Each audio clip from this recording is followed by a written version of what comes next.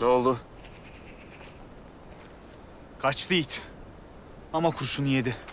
O trenin içinde sultanımızın hanımı ve evladı vardı. Bu nasıl bir beladır lan?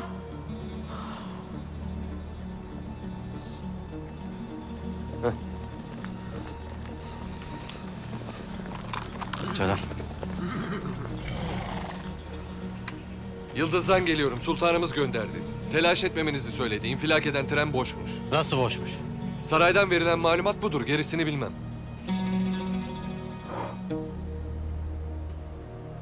Şükürler olsun. Siz bunları götürün. Enkazı temizleyip hattı toplamak için gelecekler. Onlarla birlikte götürürüz. Tamam. Sen de dikkatli ol. Bu Hiram alçağı intikam almak için peşine düşecektir.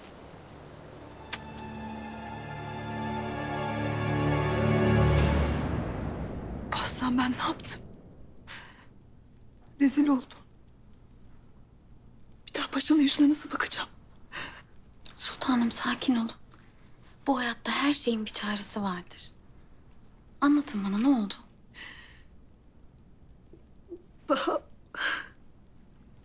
Daha fazla tahammül edemedim. Kemalettin Paşa'ya mektup yazdım. Ona duygularımı itiraf ettim. Hepsi bu mu? Sevgini söylediğin için mi pişmansın? Yoksa paşa seni üzecek bir şey mi yaptı? Cevap dahi vermedi. Koridorda karşılaştık. Yüzüme dahi bakmadı. Nerede karşılaştınız? Yani yanınızda biri var mıydı? Celal Bey vardı.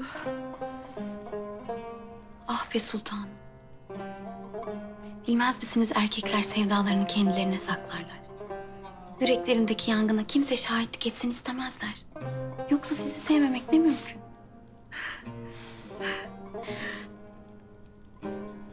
Yani yanında Celal Bey var diye mi benimle alakadar olmadı? Muhtemelen. Hadi siz biraz dinlenin.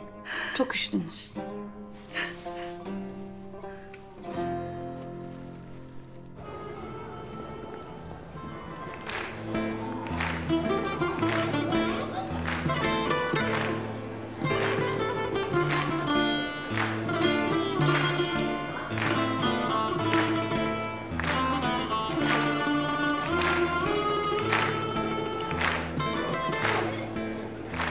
Grek müziği. Beni hep heyecanlandırmıştı. Bu Arnavut işi. Adı Hasapiko. Buralarda kasap havası denir. Öyle mi? Sen esas şenliği Viyana'da göreceksin.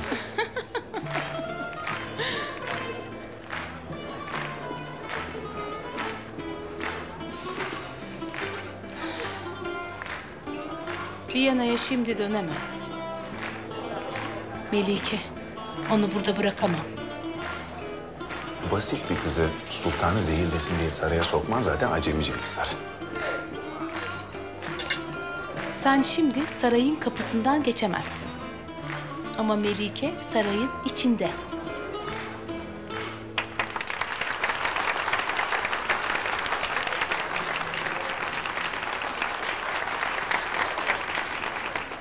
Hey Andre.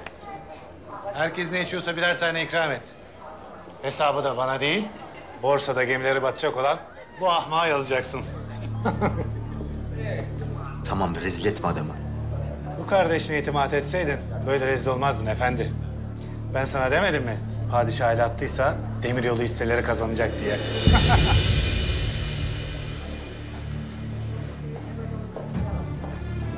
Affedersiniz. Demiryolu hisseleri kazanacak dediniz. Sanırım yanılıyorsunuz. Ben tren yolunda bir patlama olduğunu işittim. Buraya Sirkeci'den geliyorum efendi. Bir yerlerde maden için dinamit patlatmışlar. Yani trende, gelen makineler de sapasap. Bu gözler gördü. Yoksa arkadaş gibi siz de gemi hisselerine para yatıran o dahi tacirlerden biri misiniz?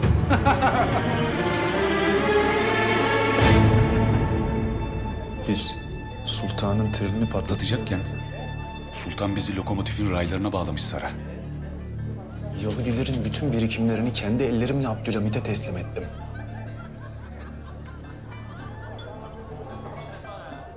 Başım dönüyor. Biz gemi hissesi diye uçarken Abdülhamit ezdi geçti.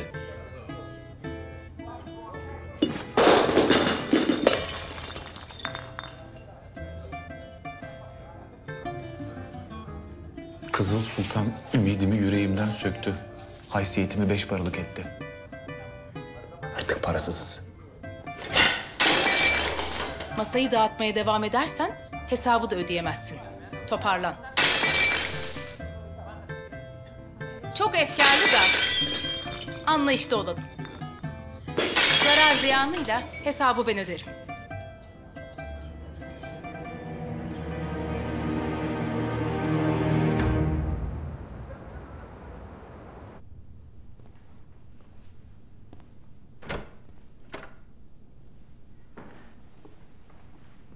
Sağ salim geldik hünkârım.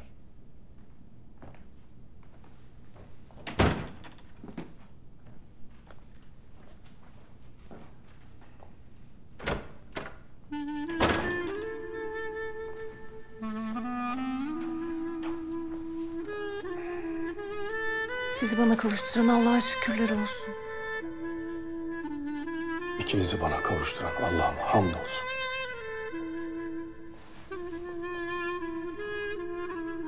Çiçek Sultanım. Hangi çiçek? Kainatın bütün çiçeklerinden bir deste çiçek. O halde hediyenizi takdim edebilirim.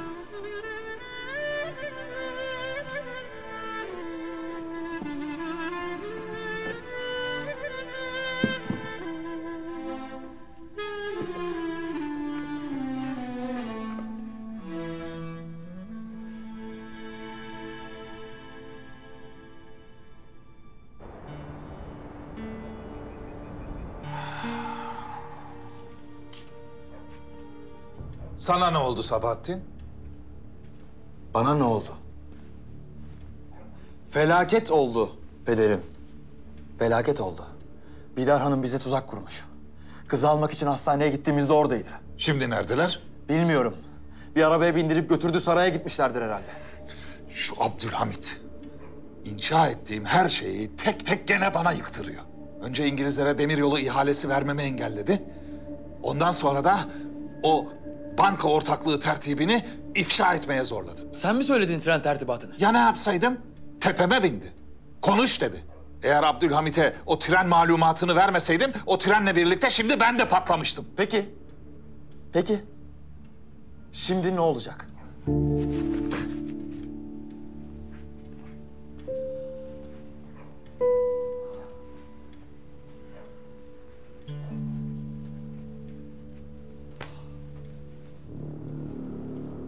Herzl'da sen de ben de 5 parasızız. Yaptığımız her şeyin altında kaldık. Biliyor musun Sebahattin? Bazen hiç kazanamayacağım bir harbin içine girmişim gibi hissediyorum. Düşmanlarıma attığım her kurşun onların göğsüne çarpıp gelip beni buluyor. Yani pes mi edeceğiz? Pes etmek Sebahattin. Benim lügatımda yazmaz.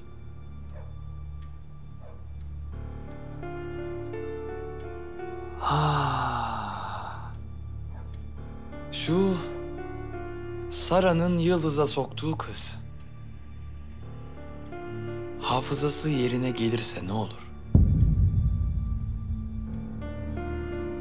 Şahane olur.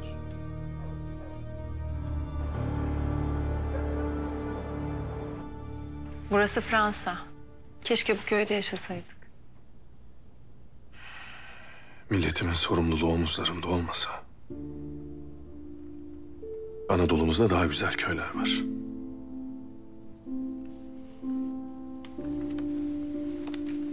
Ben de size bir hediye vereceğim.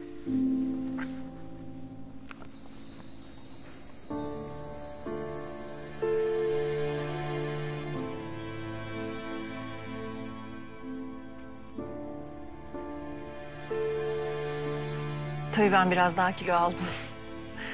Siz insaflı davranıp zayıf çizmişsiniz. Siz her zaman güzelsiniz. Bihter Hatun, ben bir şey yapmadım. Ben sadece devletimizi düşündüm. Bundan sonra bana söyleyecek lafınız kalmadı sizin artık Seniha Sultan. Meselenizi bundan böyle abinizle izah edersiniz. Buyurun oturun şöyle.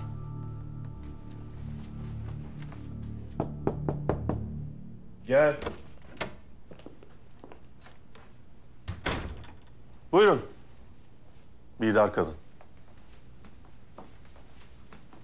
Hoş geldiniz Fatma Sultan. Hoş bulduk.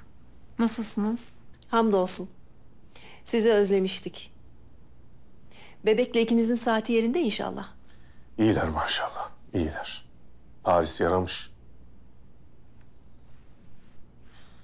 Biz burada Fatma Pesent Hanım'a daha iyi bakarız hünkârım. Sizin için odamı hazırlattım. Ne lüzum vardı? Olur mu hiç? Rahat edersiniz. Siz ne için gelmiştiniz? Ben Fatma Pesent Hanım'ı görmek istedim hünkârım. Saatte olduğunu gördük, mesut olduk.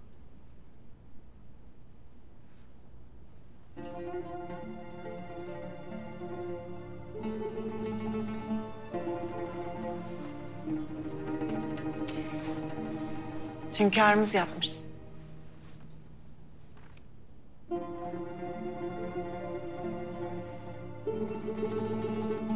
Çok güzel. Çok güzel. İzninizle.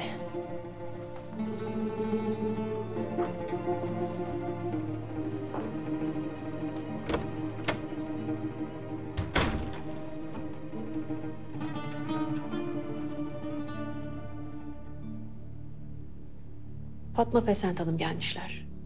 Hünkârımızın keyfini kaçırmak istemedim. Lakin ya yarın kendiniz buraya gelirsiniz, hünkârımızın karşısına beraber çıkarız. Ya da sizi buraya cebren getirirler Seniha Sultan.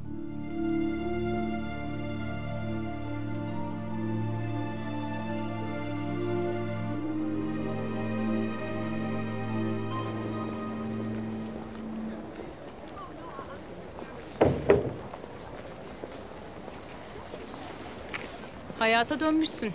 Ne yaptın telgrafhanede? Son kozumu oynadım.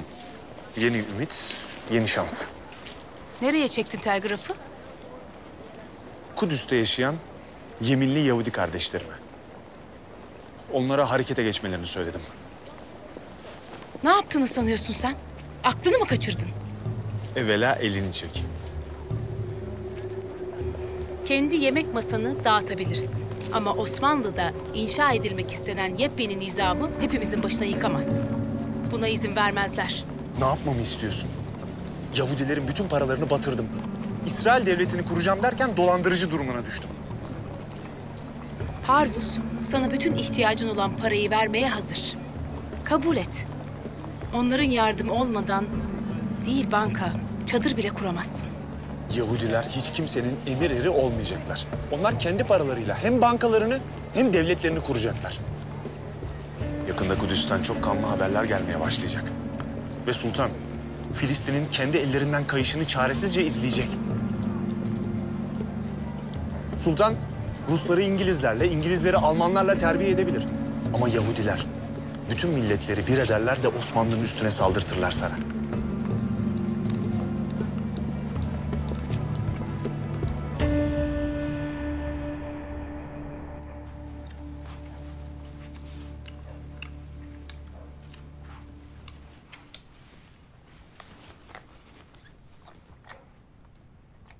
Ne bakıyorsun Sebahattin?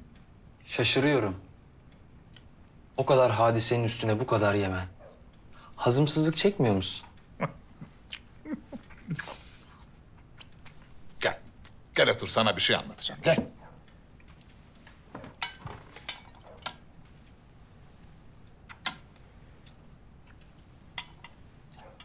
Sebahattin. Harp meydanına giriyorsan işkembeyi dolu tutacaksın. Çünkü harp meydanına masa kurmazlar. Bütün o kan kokusu, barut kokusu, yanmış et kokusu arasında yemek yemeye devam etmen icap eder. Neden öyledir? Bir düşün Sebahattin. Çünkü harp seni beklemez. Artık harbin tarafı değilsiniz paşam. Çünkü kaybettiniz.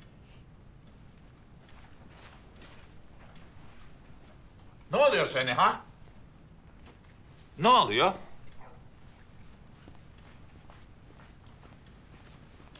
Seniha Sultan, neler oluyor? Bidar kadın her şeyi öğrendi. Sultanımız ne dedi? Henüz duymadı. Bidar yıkılışımın tadını çıkarıyor şu an. Yarın da gider abime söyler.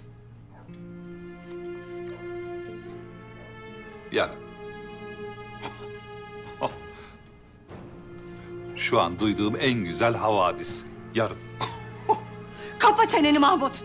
Zaten başımıza her ne geldiyse senin yüzünden geldi. Al işte bitti gitti. Her şey bitti işte. Hiçbir şey bitmedi Seniha Sultan.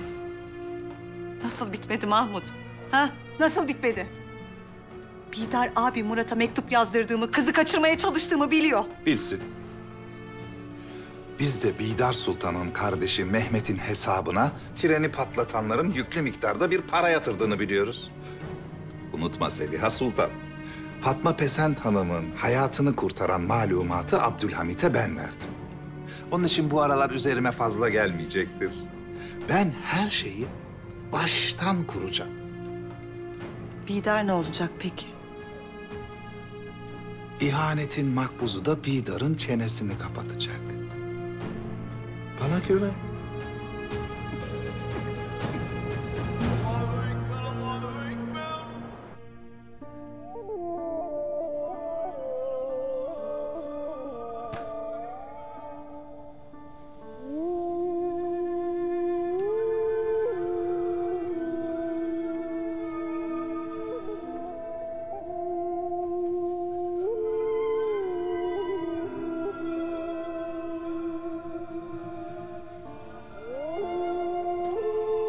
Maşallah.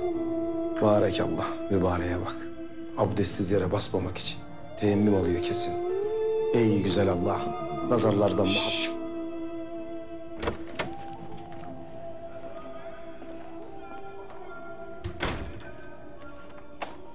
Hayırdır Tahsin Paşa? Hazar Türk'ünden haber var hünkârım.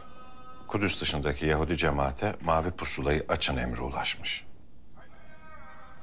Civardaki gazete muhabirleri de Kudüs'e doğru yola çıkmışlar. Mühim bir havadis yapılacak anlaşılan. Borsada kaybettikleri paraların intikamını alacaklar. Böyle bir şeye teşebbüs ettilerse düşün paşa. Onlara nasıl bir darbe vurduk? Ne buyurursunuz hünkârım? Evvela bir ferahlayalım. Sonra sen şu borsada parasını kaybedenin kim olduğunu öğren. Bismillah.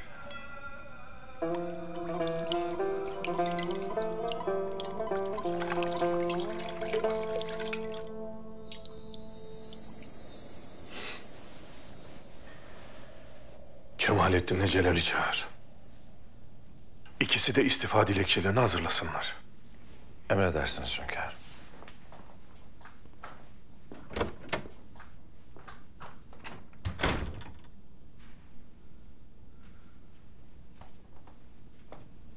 Seninkini de araya ekleyelim mi? Aman paşam. Gözünüzü seveyim yapmayın. Ben azledilirsem ne yaparım?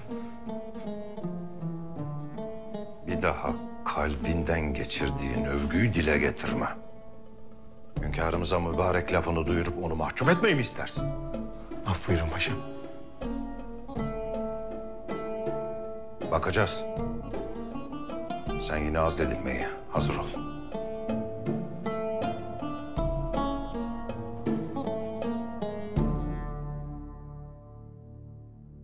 والعصر إن الإنسان لفي خسر إلا الذين آمنوا وعملوا الصالحات وتواصوا بالحق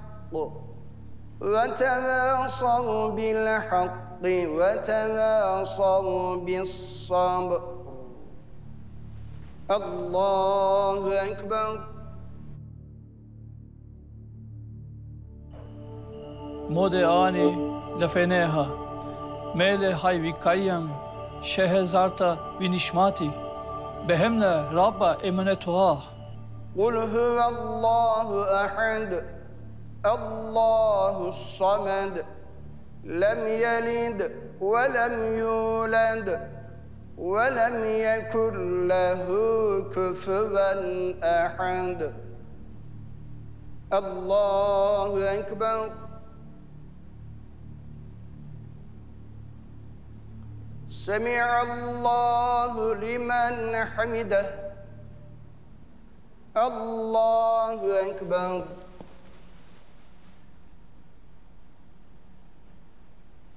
الله أكبر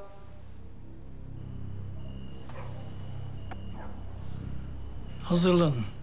Herzl Efendimiz'den telgraf geldi. Bunu yapacak mıyız? Bizi birbirimize karı koca yapanlara bunun sözünü vermedik mi? Evlatlarımızı İsrail'e kurban doğurmadın mı?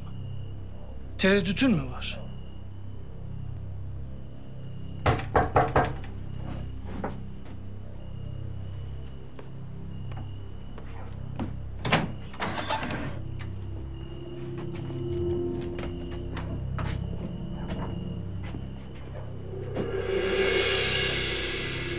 Hadi.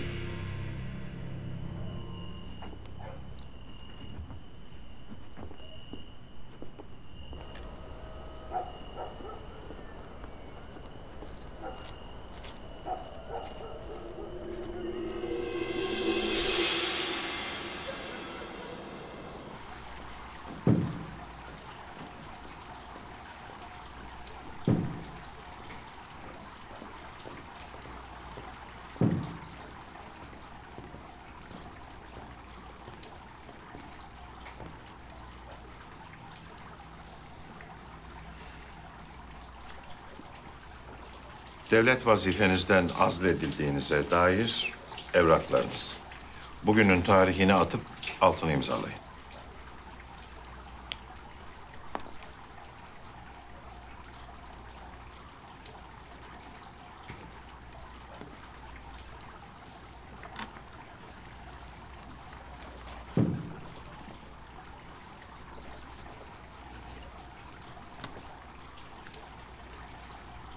Yıllar evvel Kudüs'e Budapeşte'den göç oldu.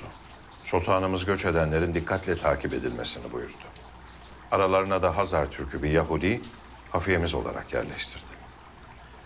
Fecir vaktine yakın hafiyemizden haber geldi. Borsada kaybettikleri paraların intikamını almak için büyük hamlelerini yaptılar. Hünkârım, Filistin'de Müslümanları mı katledecekler? Buna güçleri yetmez. Kendilerini öldürtecekler. Bunlar sapkın Yahudiler. İsrail devletinin kurulması için ölümü göze almışlar. Lafta Müslümanlar Yahudileri kaçıracak. Lakin onları asıl kaçıranlar İngiliz hafiyeleri. Cübbelerin altında haç var. Yahudileri katledecekler.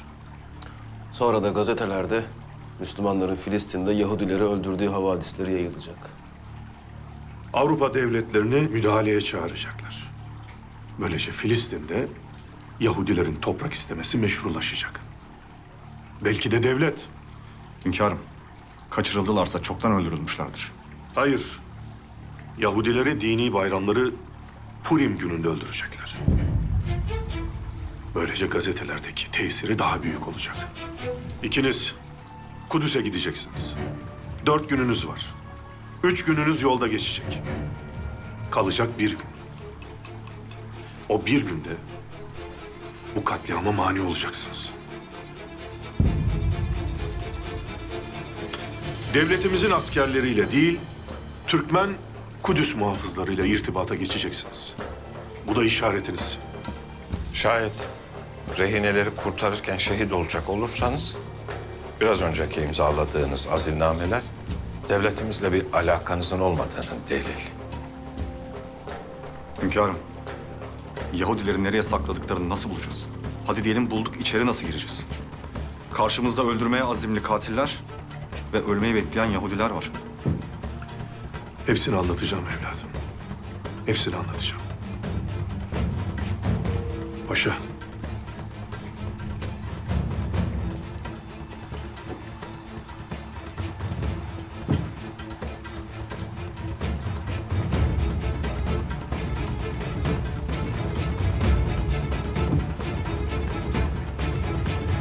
İyi dinleyin.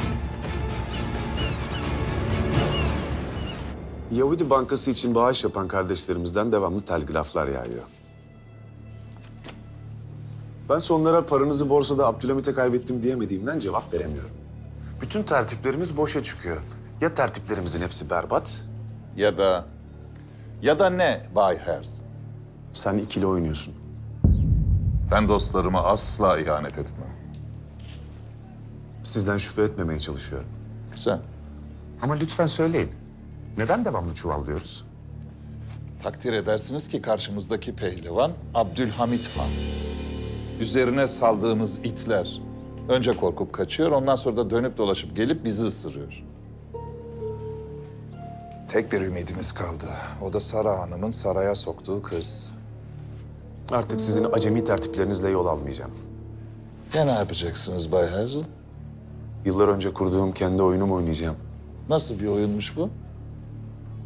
Filistin'de Müslüman kılığında yaşayan İngiliz hafiyeler. Yahudi kardeşlerimizi kaçıracaklar ve infaz edecekler. Yani bir avuç masum Yahudiden süzülen kanla yeni bir hesaba girişeceksiniz. Sizin bir avuç Yahudi dediğiniz insanlar bütün dünyanın gözünü bu Yahudi meselesine çevirecekler. Elbette. Bu zulüm karşısında dünya yardım elini uzatacak ve oluk oluk akan paralar da sizin boş kasanıza dolacak. Âlâ. Ama bu tertipten Abdülhamit Han'ın külliyen bir haber olduğuna emin misiniz? Asla. Kardeşlerim üzerlerinde ölüm sessizliği taşıyorlar. Dilerim söylediğiniz gibi olur ve vaziyet düze çıkar. Merak etmeyin. Tarih de bizim yanımızda. 4 gün sonra Kutsal Purim günü. Yani masum Yahudileri kutsal bayramlarında öldüreceksiniz. Oh. Yani işte ben buna talih derim.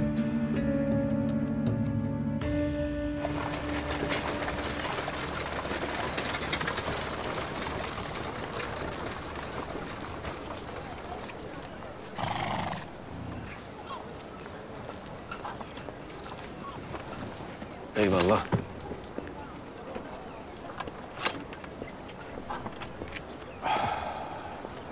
Zahmet ettiniz paşam buraya kadar. Asıl siz zahmet edeceksiniz. Lakin sonunda rahmet olur inşallah. İnşallah. Hünkârımızın söylediklerini işittiniz. Aman her lahza irtibatlı olalım. Hakkınızı helal edin. Helal olsun da bu iki oluyor. Londra'ya giderken de böyle meyis olmuştuk. Lakin sapasağlam döndünüz. Hem de muvaffak olarak. Şimdi yanınızda Kemalettin Paşam da var. Haydi paşam, menzil uzun. Allah'a emanet. Allah'a emanet. Ha, unutmayın. Yahudilerin içerisinde bize havadisi gönderen hünkârımızın hafiyesi de var. Dönüşte sizinle gelsin. Emredersiniz paşam. Allah'a emanet. Yolunuz açık olsun. Sağ olun.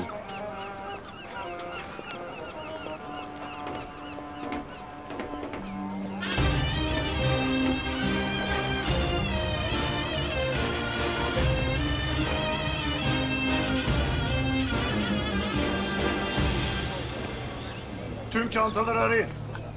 Herkes aranacak.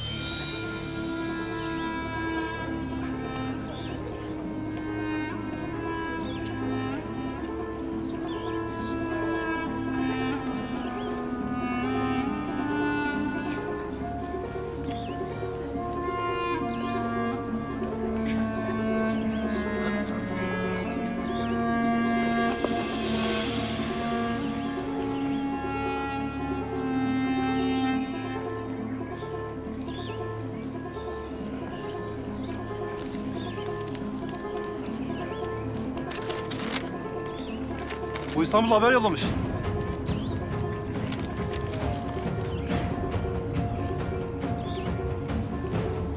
Tembay Herzl'a telgraf gönder.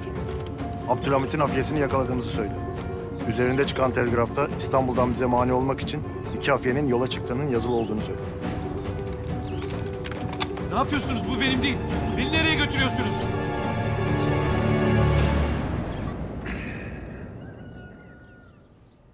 Bismillahirrahmanirrahim. Külü veşrabu ve la tüsrifun. İnnehu la yuhibbul müsrifin. Allah'ın rahmeti ve bereketi bu sofradan yiyenlere olsun. Amin. Amin. Ziyade olsun. Ya Allah.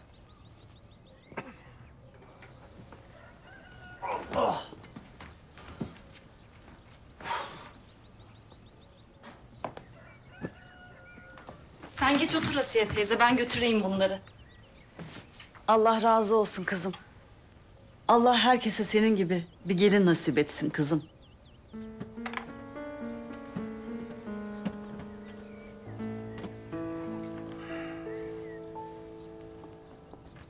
Hanım, hadi bir okkalı kahve yap da içelim. Ben yaparım Asım amca. Hem sana da yaparım Asiye teyze. Sen de içer misin Ömer? Zahmet olmazsa? Ne zahmeti? Güzel kardeş. Ben de içerim. Ya şu dün gece patlayan bomba, bir malumatınız var mı? Mühim bir şey değil Asım amca. Maden arıyorlarmış. Allah devletimizin kudretini ziyade kılsın. Amin, amin. Maşallah. Sizin de her şeyden haberiniz var. Hanım, yahu bu çocuklar arabacılık yapıyorlar. Duymuşlardır bir yerlerde. Yok bey yok. Bu oğlanlar hafiyelik peşinde. Nerede bir havadis var? Sor hemen söylerler. La havle ve la kuvvete. Biz çıksak mı Yusuf? Ben kahve içeceğim. İş güç bizi bekler kardeşim. Hadi çıkalım. Ah ne güzel. İşiniz gücünüz yerinde. Şöyle etrafımızdan tanıdık, bildik, hayırlı bir kız bulsak da Ömer'imin de mürüvvetini görsek. Oho Asiye teyze, senin oğlunun gözü yükseklerde, o saray kızının peşinde.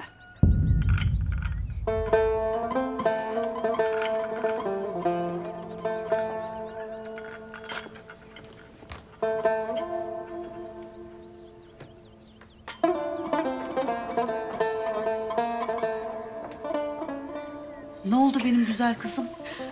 Neden ağlıyorsun? Yok bir şey Asiye teyze. Birden dökülünce kahveler canım sıkıldı. Sıkma canını. Dökülen kahve olsun. Gözyaşın dökülmesin.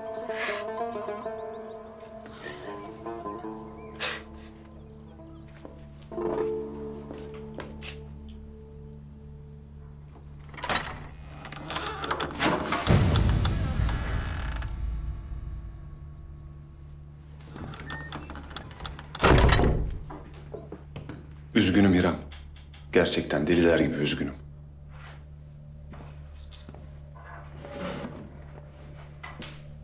Sen gözünü kaybettin.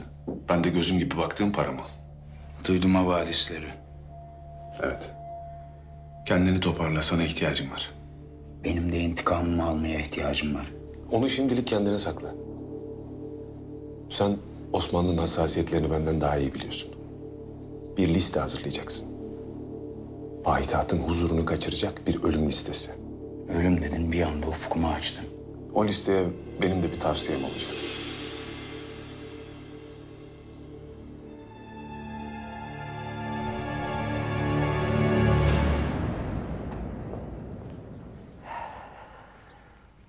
Soğanlı yumurta eksik.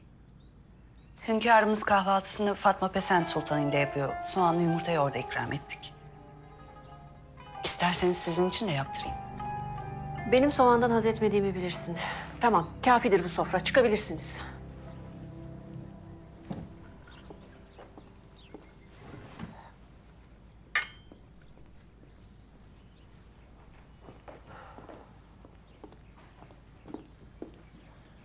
Efendimiz yok mu? Fatma Pesent Hanım'la yapıyormuş bugün kahvaltısını. Demek ki Fatma Pesent Hanım teşrif etmişler. Ya evet. Beraberinde nişanlın da gelmiş. Senin keyfin yok, benimki de olmasın. Bunu istiyorsun değil mi? Aa niyeymiş o? Ben sevinirsin zannetmiştim. Nişanlın o senin. Validem. Ben nişanı bozacağım. Hayatımda ilk kez birini bu kadar samimi olarak ruhumda hissettim. Menfaatim olmasa da ilk kez birinin iyiliğini istiyorum. Ah sen mi?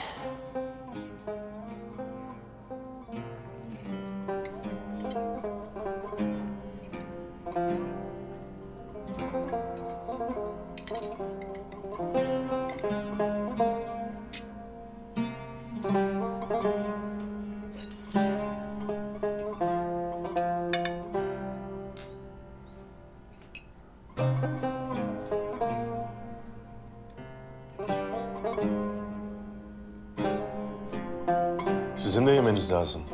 Malum. Ben bir evlat taşıyorum. Siz bütün milleti sırtınızda taşıyorsunuz hünkârım. Allah bizi milletimize layık etsin. Amin. Adı ne olacak peki? Evladımızın? Kız olursa Fatma. Erkek olursa Hamit. Ama Abdülhamit.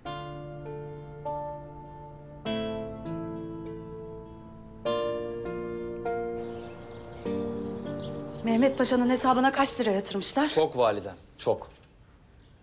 Peki bankadan evrakı nasıl alacaksınız? Müşterisinin mahremi. Vermez ki banka. Banka vermez, doğru. Bidar Hatun da çağırdı. Ben bu beladan nasıl kurtulacağım? Bu işler hep başımıza pederin yüzünden geldi. Bizi de bankanın vermeyeceği bir vesika için boşuna ümitlendirdi. Banka vermez. Lakin parayı yatıranlar verir validem. Ben gidip vesikayı alırım. Sen merak etme. Oğluna da güven.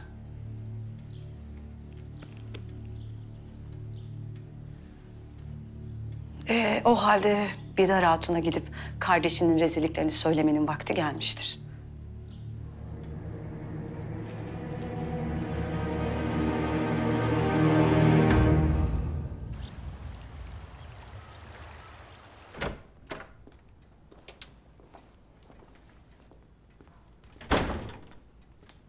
Hünkârım yolcu ettik. Hala. Hünkârım borsada yüklü miktarda parayı gemi şirketine yatıran kişiyi de tespit ettik.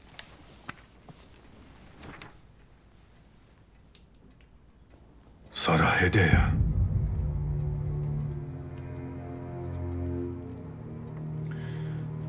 Bakalım Jakob Herzl bu şahsı tanıyor mu? Marangozhaneye davet ediniz. Emredersiniz hünkârım.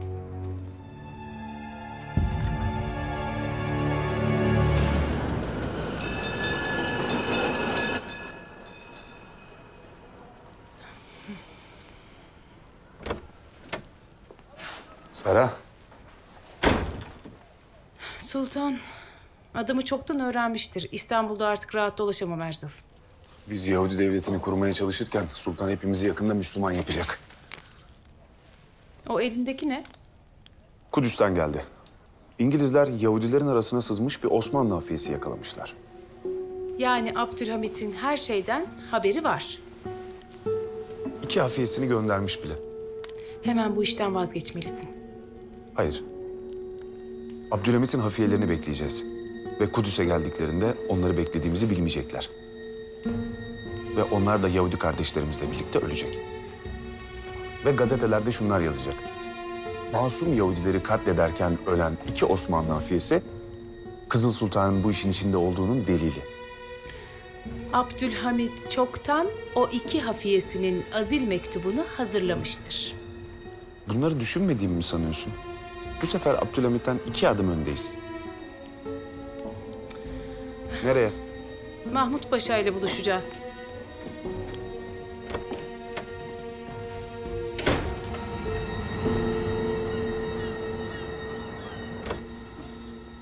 Hünkâr, Yakup Herzl geldi. Gelsin. Buyurun.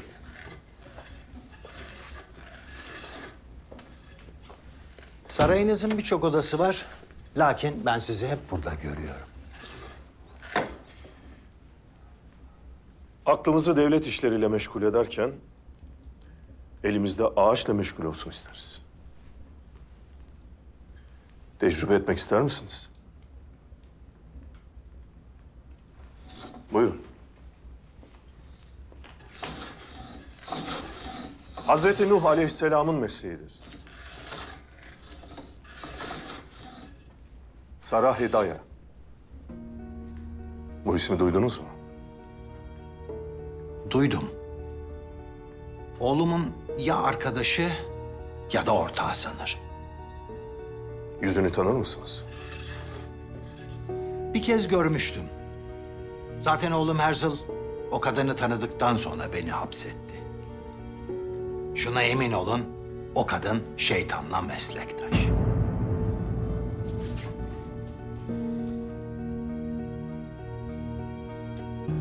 Şurada. Sağ olun Yakup Efendi. Sarayda istirahatinize devam edebilirsiniz. Size minnettarız. Sultan Hazretleri, siz benim hayatımı kurtardınız. Aynı dedeniz Beyazıt gibisiniz. O da Hristiyanların sürgün ettiği Yahudilerin hayatlarını kurtarmıştı. Sizlere minnettarız. Allah dedelerime rahmet eylesin.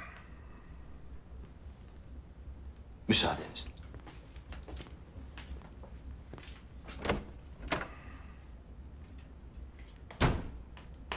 Bize saldıran kuklaların iplerini kimin tuttuğunu biliyoruz hünkârım. Bu kadın da Herzl gibi tetikçi. Lakin ben arkalarındaki hasmımı iyi tanırım. Kim hünkârım? Secde etmeyen kovulmuş şeytandır. Şeytanın fısıltılarından başka hiçbir şey duymuyorlar. Bu imanla küfrün mücadelesi paşa. Lakin bizim aradığımız şeytanın askeri olan bu el kimin eli? Bir Mahmut Paşa'ya soralım bakalım.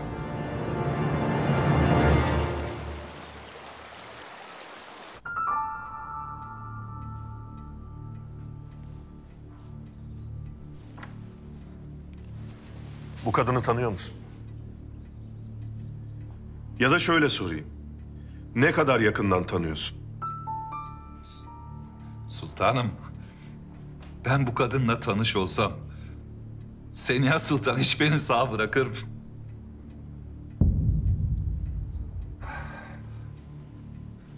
Affınıza sığınırım sultan. Sara Hedaya, İstanbul'da. O kadını benim karşıma getireceksin. Kim olduğunu bilmiyorsan öğren. Tanımıyorsan tanış. O kadını benim karşıma getireceksin. Emredersiniz.